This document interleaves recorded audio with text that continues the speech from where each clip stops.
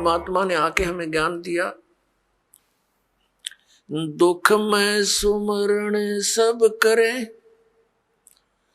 सुख में करे ना कोई।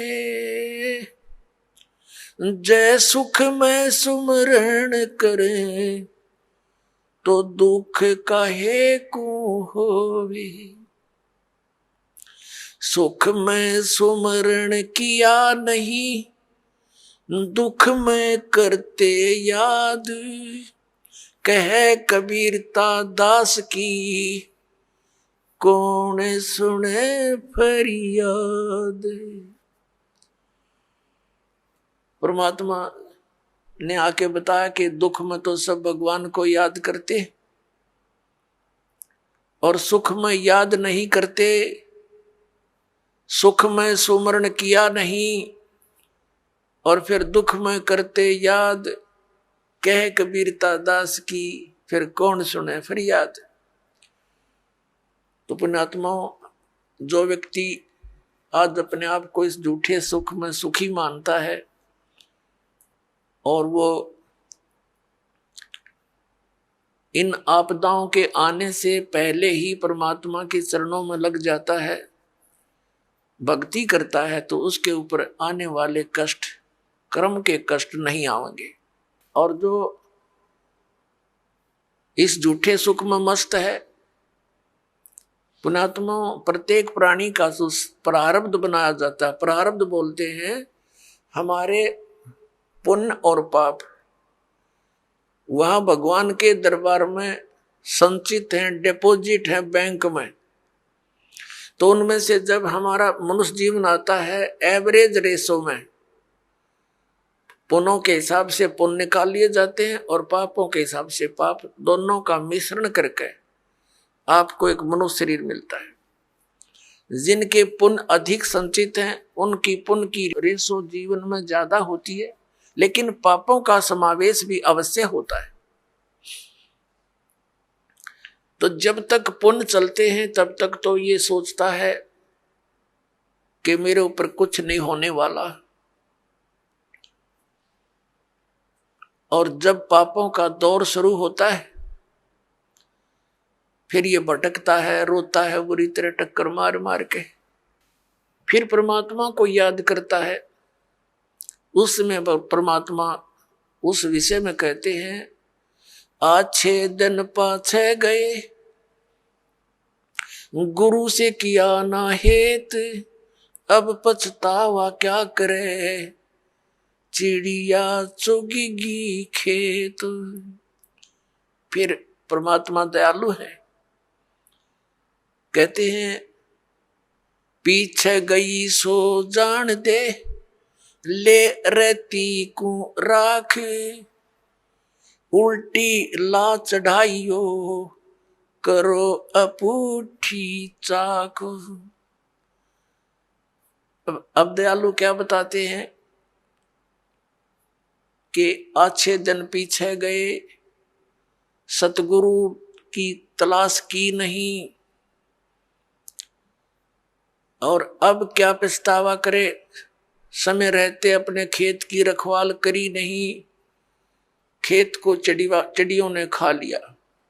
फिर परमात्मा कहते हैं कि चेत सके तो चेत ले, आधा आधा पदा उभार, कि जो थोड़ा बहुत बचा है तेरा, अब इसको संभाल ले, इसको उभार ले, अब भी बात बन जाएगी। अब क्या बताते हैं परमात्मा, जैसे कुछ बुजुर्ग लोग हैं, वृद्ध हो गए बेचारे, ये तत्व ज्ञान ना मिलने से, अध्यात्म ज्ञान ना मिलने से, अपने को जो ट्रेनिंग मिलती है परिवार से, रिश्तेदारी से, कुटुंब कबीले तक, समाज से, वो केवल यही मिलती है, भाई अपना करके खा ले और लेकर दे दे। ये तो एक नेक आदमी पुरुष का कर्तव्य बनता है, ये तो फर्ज होना ही चाहिए। लेकिन इसके साथ साथ हमने भविष्य का जो करना था, वो परमात्मा की साधना, धर्म, पुण्य करने थे, वो ज्ञान के बिना वंचित रह गए। और वो ज्ञान मिले सतगुरु और संत से, तो परमात्मा कहते हैं आखिर तुझको कौन कहेगा, गुरु बिन आत्म ज्ञान। ठीक है, समाज संसार में रहने की विधि तो आपको समाज के लोग बता ही रहे, लेकिन आत्म कल्याण का जो मार्ग है वो संत ही बताया करते हैं। और संतों तक आप पहुंच नहीं पाते, क्योंकि आप उसी ऐसे समाज में ग्रप हो गए और उन्हीं विचारों से आप संतुष्ट हो गए कि इतना ही काम है। जब सत्संग में आवांगे पता चलेगा कि मनुष्य का और भी एक आवश्यक काम है जो हमने प्रारंभ नहीं किया। दास पहले गांव गांव में जाते थे, सत्संग करता था। एक गांव में दो भाई थे, एक ने उपदेश ले लिया था, एक उनके पिताजी थे, बहुत नेक आत्मा थे, लेकिन इस ज्ञान के अभाव से वो इन सत्संग आदि के नाम से बहुत खिंचते थे। हम वहां 3 दिन का पाठ करते थे जैसे यहाँ चलता है, और 3 दिन तक 2-2 3-3 बार टाइम में सत्संग करते थे। गांव घर वालों को समझाते थे, क्योंकि नया भगवान नया ही ज्ञान कई दिन तक लगातार समझाने से कुछ बुद्धि में आता है ये। तो हम सत्संग कर रहे थे, उन घर वालों ने अपने सभी भाईचारे को कह दिया था कि हमारे घर में 3 दिन कोई भी हुक्का बीड़ी तम्बाकू का प्रयोग करने नहीं आवे, या घर में बीड़ी तम्बाकू लेकर भी नहीं आवे। तो क्या हुआ कि उनका बुढ़ा ऊपर चौबारे में आंगन में, गर्मियों के दिन थे, ऊपर हुक्का भर कर बैठ गया दूसरे भाई अपने पुत्र के घर पे। हम सत्संग करते रहे। तो जब सत्संग समाप्त होने को हुआ, रात पहले दिन सत्संग सुना दिन में, फिर रात ने सुना, तो अगले दिन वो रात्रि के समय सत्संग समापन हुआ, बूढ़ा नीचे आ गया। लगभग 70 वर्ष की आयु थी उसकी। अब वो आके हमारे पास बैठ गया जमीन पे, और उसकी पुत्र वधू ये सोच रही थी बूढ़ा पता नहीं क्या बोल लगा महाराज जी को, पता नहीं क्या कह देगा यू, क्योंकि इनने कभी ये काम देखे नहीं, और पता नहीं क्यों आ गया यू तो बहुत चिढ़ा करता है इन बातों से। वो बैठ के और आंखों में पानी भराया, रोने लग गया। मैंने पूछा क्या बात होगी बाबा, क्या बात है, क्यों रो रहे हो आप? ने बोला जी जो ज्ञान आपने सुनाया ये बात तो आज तक हमने कदे सुनने को ना मिली। हमने तो लक्ष्मी चंद की रागनी सुनी है और कोई सांग सिनेमे देखे, और मैं तो इतना मेहनती आदमी था। इन पुत्रा के 2-4 किले आवे थे, मैंने इनके 12 किले बना दिए। 12 एकड़ जमीन, 8 एकड़ और मोल ली मेहनत कर करके। और ईब मेरा क्या होगा, मैं तो 70 साल की उम्र होगी मेरी। अब मैं क्या करूंगा, क्या बनेगी मेरे साथ में? मैंने तो इस ज्ञान से सारी रात नींद आनी बंद होगी, और अब मेरा खाना पीना भी छूट गया। अब क्या बनेगा, मेरा क्या होगा? मेरी तो उम्र जाली। और उसकी पुत्र वधू भी वहीं बैठ की। बूढ़ा आज तो बहुत अच्छा बोला, और वह ध्यान से सुना कि जो क्या हो गया बुढ़े के एकदम। ने बोला जी क्या मेरा भी कुछ हो सकता है? मैंने कहा देखो विश्वास करो, अब जैसे कुएं होते थे पहले बहुत गहरे, और उनमें 100-150 फुट नीचा जल होता था। उसको निकालने के लिए एक लंबी नेजू आया करती रस्सी, बहुत मोटा, इतना मोटा रस्सा, और 150-200 फुट लंबा, और उसके बाल्टी बांध दी जाती थी, और वो बाल्टी से पानी निकालते थे तो 100 फुट दूर तो खींच के ले जाते थे 2-3 जने, और फिर बाल्टी से जल निकल आता था। तो मैंने कहा कि जैसे कुएं में बाल्टी जा रही हो और नेजू हाथ से छूट गई रस्सी, और वो तो जा रही है,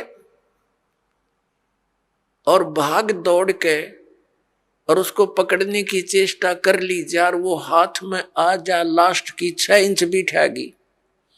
लास्ट की गिरते गिरते अगर 6 इंच भी बची हो और हाथ में पकड़ी जावे तो क्या हो, वह रस्सी बाल्टी भी बाहर आ जा और पानी भी साथ आवे, जल भी भरा होगा और बाल्टी भी मिल गई, कुछ भी ना गया। अरन्यू का जान देव तो जाए ली, तो वो तो जा ही रही है, फिर तो पड़ गए कुएं में, हाथ से छूट गया मनुष्य जीवन। मनुष्य जीवन के अंतिम सांस में भी ये सत भक्ति आपको मिलेगी, आपको मनुष्य जीवन मिलेगा, ये गारंटीड बात है।